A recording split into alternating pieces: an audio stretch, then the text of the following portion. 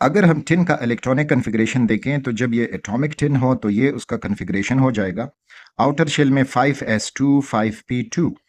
जब ये दो इलेक्ट्रॉन अपने बॉन्डिंग में इस्तेमाल करेगा तो फिर p वाले दो इलेक्ट्रॉन ये दे जाएगा तो 5p0 हो जाएगा। और अगर ये +4 हो तो फिर जाके चारों के चार इलेक्ट्रॉन जो 5s में दो थे और 5p में दो थे वो अपने बॉन्डिंग में इस्तेमाल कर जाएगा।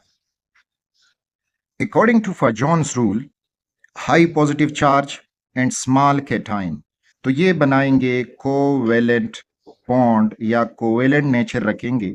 दूसरी तरफ low positive charge and large cation तो ये रखेंगे आयोनिक करेक्टर या बनाएंगे ionic bond. This is according to Fajans rule, यानी अगर वो लो पॉजिटिव चार्ज में हो तो वाटर सॉल्युबल होगा और अगर हाई पॉजिटिव चार्ज में हो तो वाटर में सॉल्युबल नहीं होगा, बल्कि टिन के केस में वाटर में हाइड्रोलाइज हो जाता है।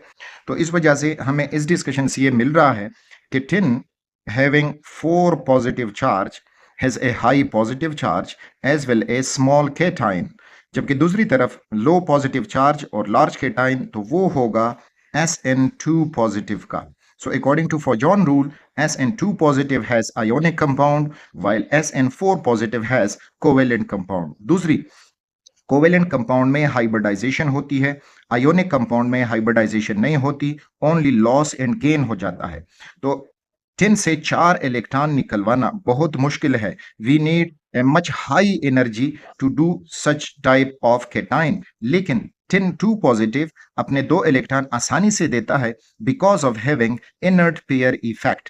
वो पी के जो 2 इलेक्ट्रॉन हैं इस केस में वो आसानी से डोनेट कर पाएगा या लॉस कर पाएगा, जबकि अगर कोवेलेंट नेचर रखेगा तो फिर उसके हमने चारों इलेक्ट्रॉन जो s में 2 हैं p में 2 हैं वो चारों के चार निकालने होंगे।